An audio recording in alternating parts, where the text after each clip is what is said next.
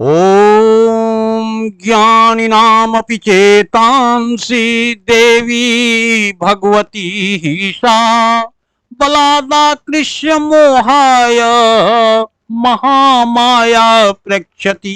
ये सप्तश्लोकी दुर्गा का प्रथम श्लोक है, जिसकी आगे मैं व्याख्या कर रहा हूं। जय मां दुर्गे। मैं ऋषियों के दिव्य संदेश के ऊपर बात कर रहा हूं कि ध्यानावस्थित तद्गते न मनसा पश्यन्ति जम योगिनो। मुझे ज्योतिष एवं योग के क्षेत्र में काम करने का सौभाग्य प्राप्त हुआ है और मैंने देखा कि ना हमारे ऋषियों के पास टेलीस्कोप थे, ना माइक्रोस्कोप थे, लेकिन उन्होंने ज्योतिषीय गणना कर करके आज भी उन्हीं के गणना के आधार पर वो चंद्र ग्रहण हो या सूर्य ग्रहण हो, सब उसी समय पर लग जाते हैं। तो कहने का मतलब उनके अंदर जो अंतर्दृष्टि आई, जिसके द्वारा जिन्होंने पूरे ब्रह्मांड को उन्होंने देखा, तो सप्तश्लोकी दुर्गा की जो रचना की और उसमें से जो सप्तश्लोकी दुर्गा है वो निचोड़ है पूरी दुर्गा सप्तशती का। दुर्गा सप्तशती में 700 श्लोक हैं, उसमें से 7 श्लोक लिए गए हैं। मैं प्रथम श्लोक की व्याख्या कर रहा हूं और ये मैं बतलाना चाहता हूं कि ये ऋषियों के ध्यान के कारण उसमें से 7 श्लोक जो चुने गए हैं, उसमें उसका फाउंडेशन है ओम ज्ञानिनामपि चेतांसि देवी भगवती ही सा।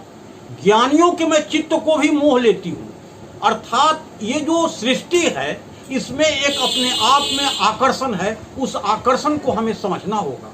और ये आकर्षण ऐसा है कि इसमें आपके नॉलेज का कोई प्रभाव नहीं है, ज्ञान की कोई जरूरत नहीं है। हाँ, आपके अंदर जब प्रज्ञान और अंतर्ज्ञान जागृत होगा तब आप इसे समझेंगे। जैसे कोई आदमी अगर चश्मा लगा ले तो ग्रीन चश्मा लगाता है तो सारा चीज ग्रीन दिखेगा, लाल चश्मा लगाने वाला उसको सारा चीज लाल दिखेगा।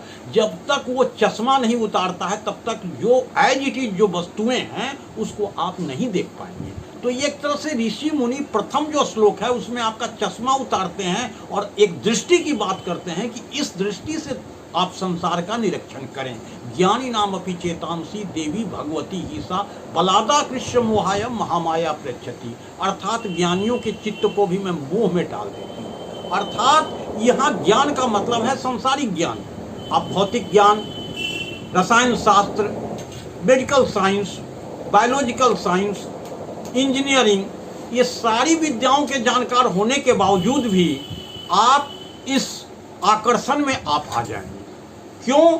ये विद्या जिसे चाहिए हम लोग कहते हैं ये अविद्या की इसको संज्ञा दी है हमारे ऋषि मुनियों ने, क्योंकि इससे संसार का आपको ज्ञान होगा। ठीक है, संसार का ज्ञान होने से आज हमें शारीरिक सुख तो प्राप्त हो रहा है, भौतिक सुख संपदाएं प्राप्त हो रही है। क्या are we happier than our forefathers? The answer is no. Why? अब इसी का जवाब है कि वो जब तक आपके अंदर वो दृष्टि नहीं आएगी जो आपको शांति की मार्ग पर ले चले, वो वही माता कह रहे हैं कि ज्ञानी नाम अपि चेतांसी देवी भगवती ही सा बलादा कृष्ण मोहाय महामाया दुर्गे स्मृता। अब जो है तो उनका स्मरण करने से वो आपको दृष्टि प्राप्त होती है। तो इस तरह से सत्य की खोज विज्ञान है, परंतु सत्य की ही अनुभूति धर्म है। और यहाँ इस अनुभूति की बात कर रही हैं माता, और ये प्रथम अध्याय का श्लोक है जो काली को समर्पित है। तो कहने का मतलब, और ये संवाद मेधा ऋषि और समाधि वैश्य और साथ साथ राजा सूरत मेधा ऋषि के आश्रम में जाते हैं और ऋषि समझाते हैं कि ये देखो संसार की रचना में ये खास बात है। राजा सूरत अपना राज्य हार गए हैं और मेधा ऋषि जो है उनको मेधा को लड़कों ने घर से निकाल दिया है।